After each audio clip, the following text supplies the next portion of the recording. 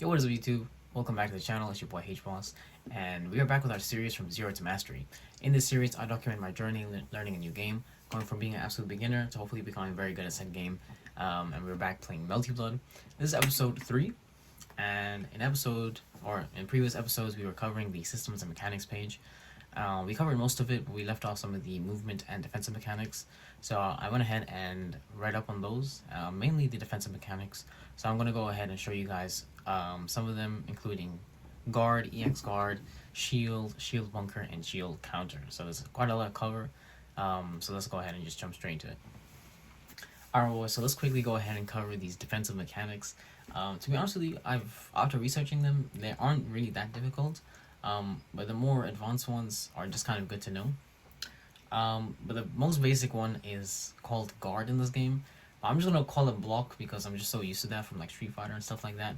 But basically, there's two different kind of standard blocks. So you have a like a standing block, and then you have a crouching block. And to do both of them or either of them, you basically have to walk backwards. So a standing block looks like this, and if you look at the input, all I'm doing is just walking backwards, and this will block attacks. So if your enemy hits you, you will block it and you won't take damage. If you want to block attacks that are mid and high, then go for the standing block. If you want to block attack that's mid or low, then you want to go for this crouching block. And to do the crouching block, as you can see from the input display, all you have to do is down and back, or kind of diagonal essentially. And yeah, so this is called a crouching block normally, and this is called a standing block. In this game, like I said, they're called guards. And yeah, the one important thing to note is that there is a guard meter, which you can see just below the health bars of each character. And basically, the more you block, the more that guard meter will deteriorate, and eventually it will break. And when your guard breaks, then you will take damage. So you don't want to just keep blocking for the entire game, essentially. So if I go ahead and make this guy block, as you can see, his guard meter is going down. Now, it would take a lot for his guard meter to actually completely break. But yeah, as you can see, it did go down. And so that's just one thing to keep in mind, is that you can't guard the entire time. There is also a slightly better version of guard, which is called EX guard. Now, I want to preface this by saying do not go for EX guards, especially as a beginner. Like, I'm not going to. Basically, to get an EX guard, you have to guard within 6 frames. And also, you can also EX guard multiple attacks. But basically, yeah, to do an EX guard, you have to guard within 6 frames of the attack. And if you do it, there's like multiple benefits. Like, it gives you +2 in your favor. So if a move is like -4 on block, that move will now become -6 on block. But yeah, basically, it's just a better version of guard. So I'm going to try showing you it right now. I messed it up. Give me 1 second. Alright, wait. There we go. So yeah, pretty much all he did was he started blocking the second I hit him, or within 6 frames, and he got the EX guard. But yeah, that's just like a small note. I don't think you should really be trying to get EX guards every single time. That's just something that exists in the game. Now we're going to go ahead and move on to shield, shield counter, and shield bunker. Alright, moving on to shield. So shield is pretty similar to like a parry in Third Strike. And when you shield, you basically take no damage. But shields are slightly hard to land, and there are penalties for missing shields. So if we take a look at, well, first my character, I'm going to go ahead and shield. Shield is done by pressing the D button, and that is a shield. So as you can see, my character kind of stuck her hand out, and if my opponent was to hit me while I was pressing shield, or if I was to press shield just as my opponent was about to hit me, I'll take no damage. So there's like no penalty for pressing or for getting a shield. But the bad part about pressing shield is it damages, or if you miss the shield, it will damage your guard meter. So if you look at my guard meter right now, it is light blue. If I miss one shield, it goes red or slightly red, and if I miss the second shield, it goes very red. so it reduces the quality of your guard meter. And so now if I was to get hit, my guard meter will go down very fast. And so that's something you want to avoid. As you can see, over time, your guard meter is just going to naturally get better. So as you can see, it's already recovering. Now it's light blue. And then if you wait a few more seconds, it'll go back to perfect. And then one thing I figured out, and apparently some even more experienced players didn't know this, was that if you're a full moon character and your guard meter is red, if you charge your meter, your guard meter will regenerate way faster. So that's pretty cool.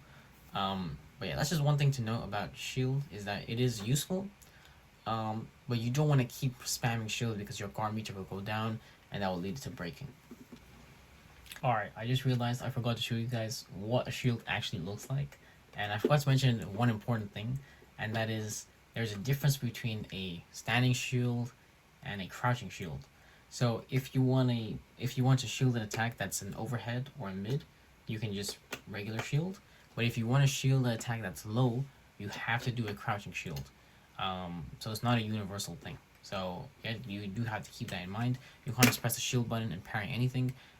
So again, it's the same like in Third Strike. In Third Strike, if you want to parry an attack that is mid or overhead, you can do a regular parry. But if you want to parry a low attack, you have to do a crouching parry, or like you have to tap down essentially. And it's the same thing. It's the same for Melty. So if you want to shield a low attack, you have to do this crouching shield. And I'm going to quickly go ahead and show you guys what that looks like. There we go.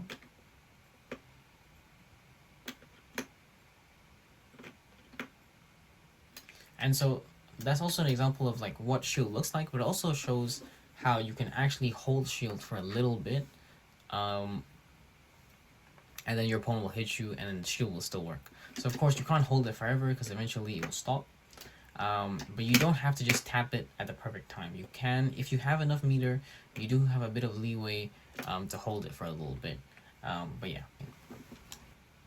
Now there are two other mechanics that are related to shield, and the first one is called a shield bunker. Now to do a shield bunker, you have to input 214D, or essentially a quarter circle back D.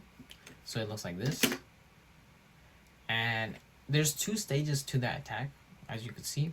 The first was that my character shielded, and the second was my character didn't attack. So I'm going to go ahead and do it one more time. And so she shielded, and then she didn't attack. And so yeah, essentially, if you think your opponent is going to hit you, you could do a shield bunker, and if it lands, your opponent will hit the shield, and then you'll be able to act first because your shield landed, and then the shield bunker will hit them, and so you get a free hit essentially. So it kind of allows you to turn the tables. If your opponent's attacking you, but you land a shield bunker, all of a sudden you'll hit them, and now it's your turn to attack.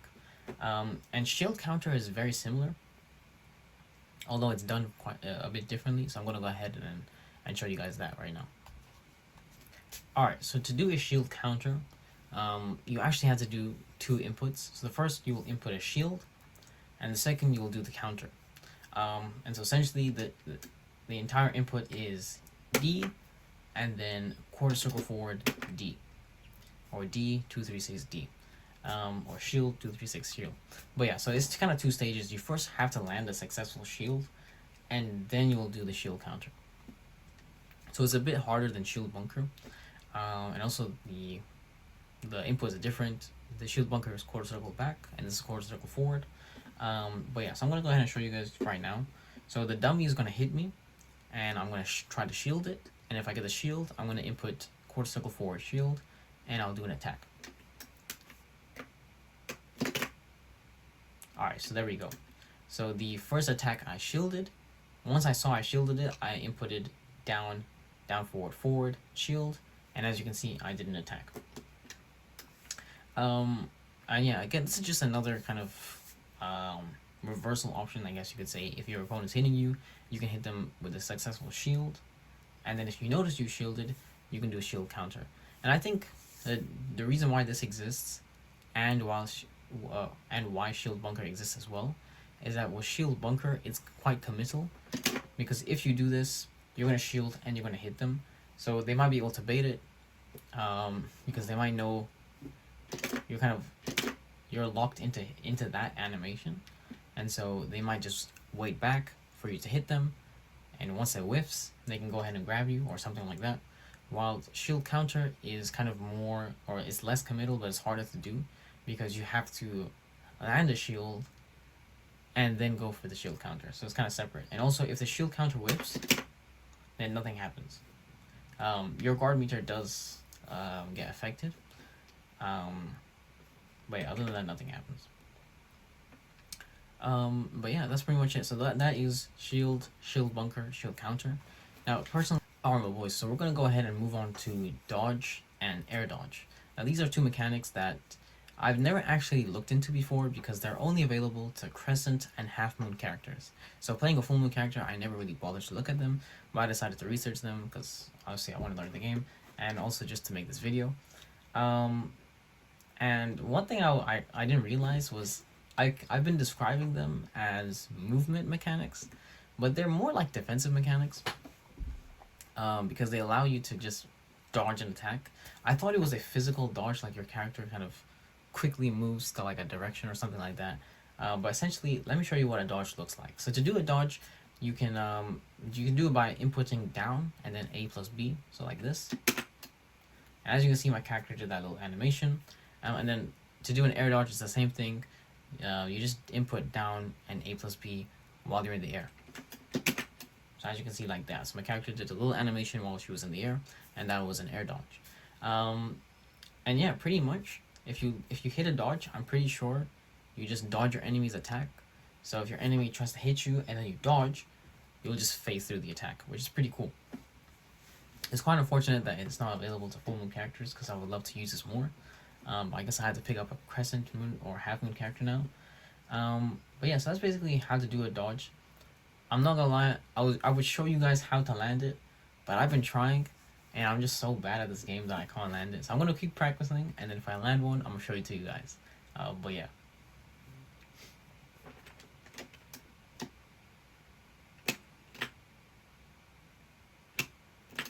Alright, there we go, I landed it. Okay, that didn't take as long as I thought it would.